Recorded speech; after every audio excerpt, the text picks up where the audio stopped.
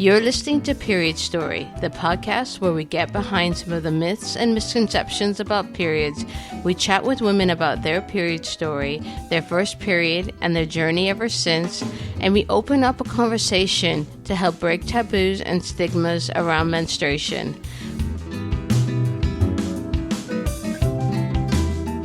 I'm your host, Lanice Brothers. I'm a registered nutritionist, women's health, hormone, and menstrual cycle coach, and the founder of Eat, Love, Move, a nutrition and well-being practice. Welcome to today's guest. On today's episode, we have Lauren Derrett, who is a mother, a public speaker, a published author, podcast host, and founder of Wear 'Em Out, reusable period pads. Lauren is a lover of all things female empowerment and is sharing her message via her podcast, periodical, and social media that any change we can make individually to help make our personal and planetary health is a change worth considering. Welcome to the show. Hi, thanks for having me on, Lanice. Lovely to be here. Thanks for coming on. So let's start off by getting into the story of your first period. Can you share with us what happened?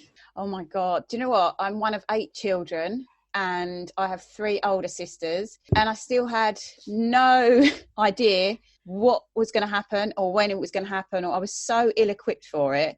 And all I remember, this is really weird, I don't remember the blood. I don't remember any kind of physical symptoms. The only thing that stays with me, bearing in mind I'm 45 now, so it was quite a while ago, 30 years, because I was 15.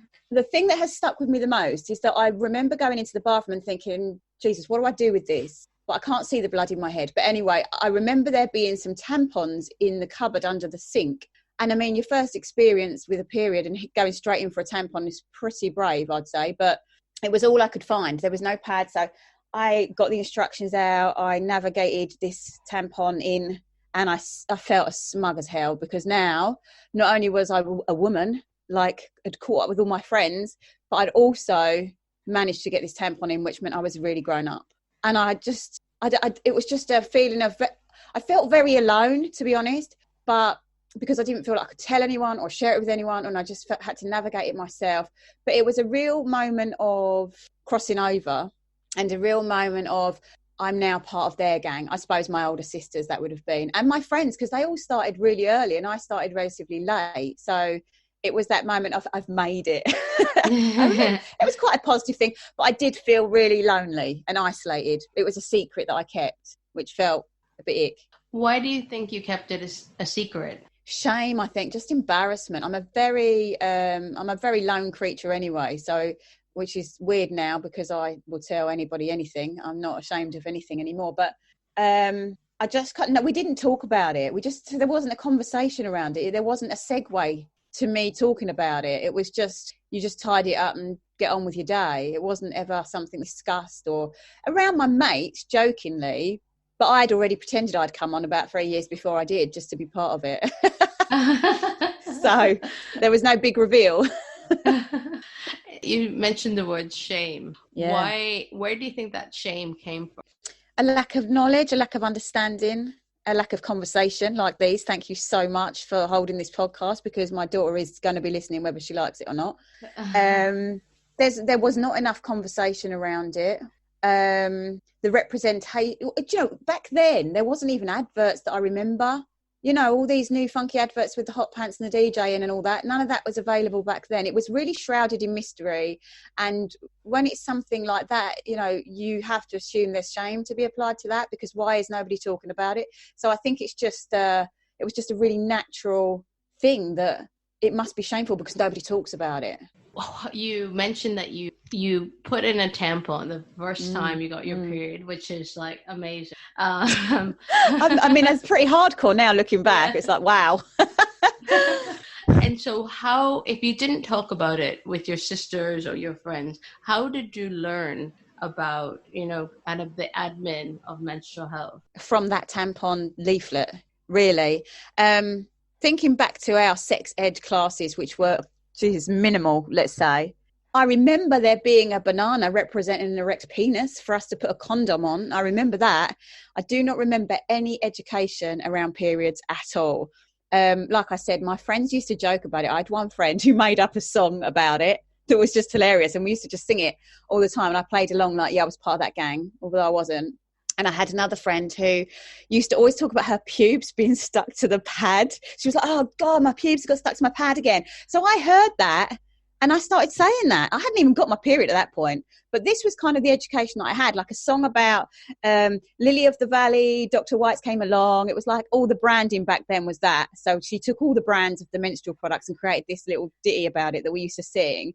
And then all the only other association I knew about periods was, oh, I've got a bit of a cramping and my pubes are getting stuck. Do you know what, Lanice, when my friend was saying that, I didn't even have pubes. I was a late developer, but I would be walking around going, oh God, my pubes are stuck to my pad, as if, because that was the education that I had. That's what happened when you have your period. That's what you talk about.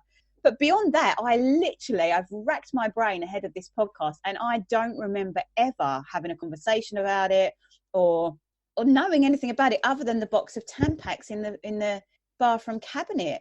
That was it. That was my education. That's shocking. I think that's quite common. I hear that a lot. You know, women read what's on the back of the pack of sanitary towels or in the box of the leaflet in the box of tampons, and then that's it. There's no conversation. And what about as you got older? Did things change, or did you just go on the knowledge that you had gained from when you were a teenager?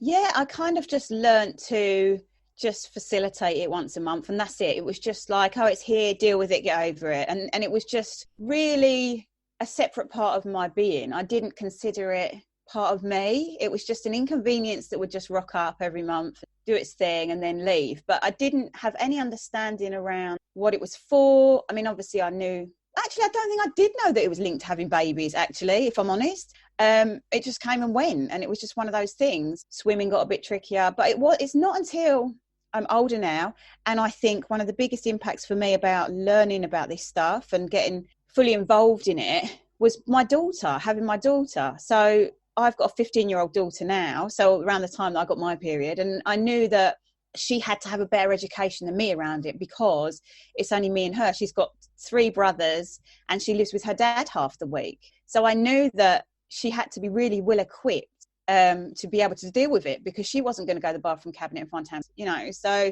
I found it was really important that she had a better education and that she understood the power of it, and that what I do now is kind of like make allowances for your cycle and for what your body actually needs during the month, not just deal with the blood and get on with it.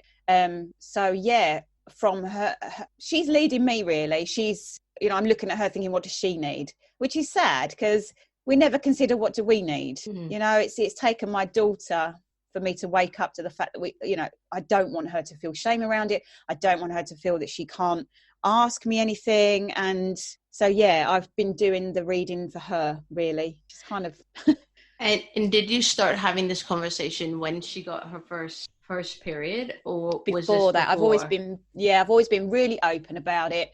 I think as women, we have a personal duty to all the women in our lives. I really do. We all know that women get the real rough end of the stick. We all know that we're living under the patriarchy, which is a whole nother podcast.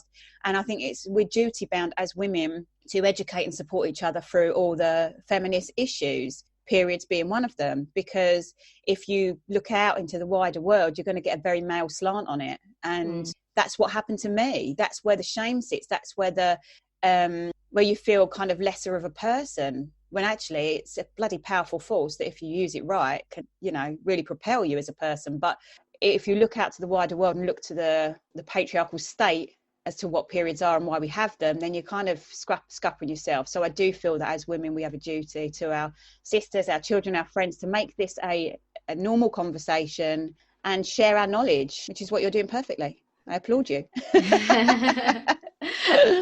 And do you think that so you mentioned the same around your period when you were a teenager.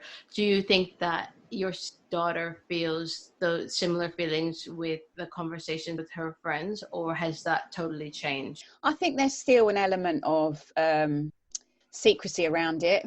I do. I mean, they're much more liberal than I ever was at that age, for sure, around these topics. But it's still such a personal experience. You've got to want to kind of go there to share it on the level that it's actually that you're living with.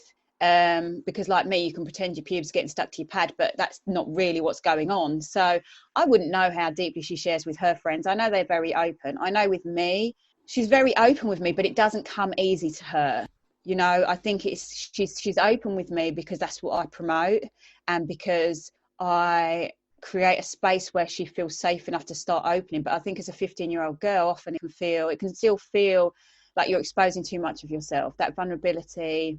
And again, as elders, as the elders women, we need to create that space for our young girls to be able to explore and to converse and to share. But I don't think it's her natural state, to be honest. I think it's a lot of me not forcing the issue, but opening the conversations and kind of backing her into a bit of a corner with it so that she does share. Because the more you share, the easier it becomes. This is something I've certainly learned through life. So it's kind of like eking it out of them a little bit and then saying, look, the world didn't stop turning. Let's keep this conversation going. So yeah, I think she's kind of begrudgingly open.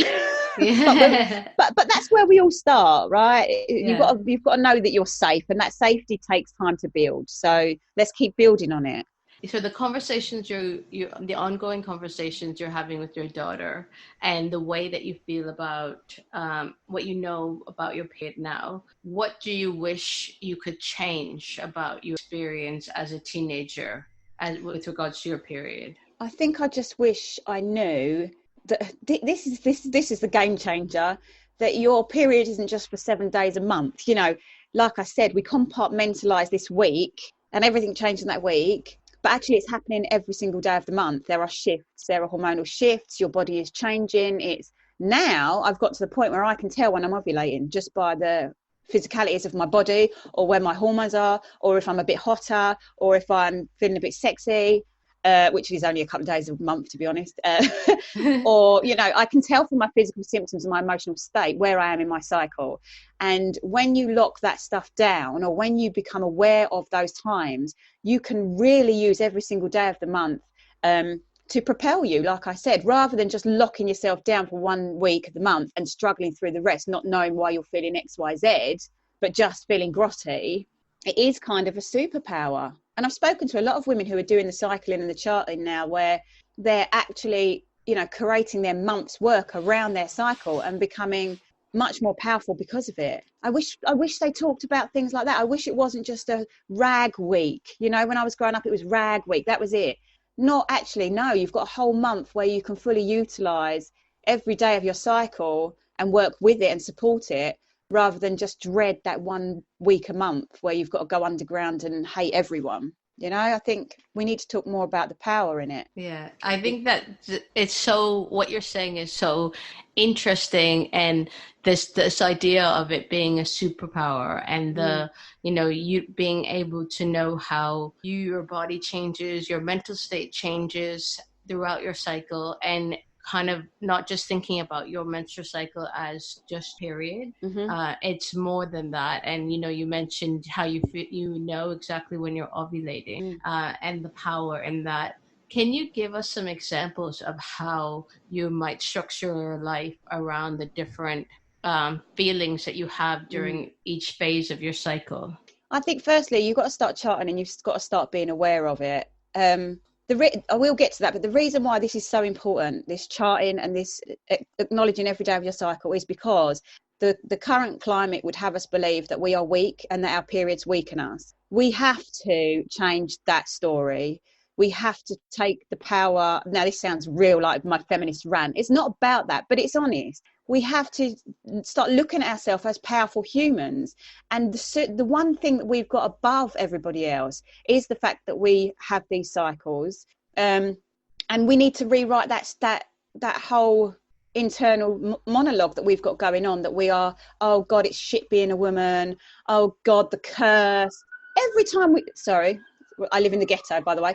Every time we give power to those stories where we are the underdog, and, you know, FML, oh, shit being a woman, I'm coming back as a man. Every time we reiterate those stories, we give them power and we become the victims. And actually what we need to do is use that and rise above it and say, do you know what, actually, fuck you, patriarchy, because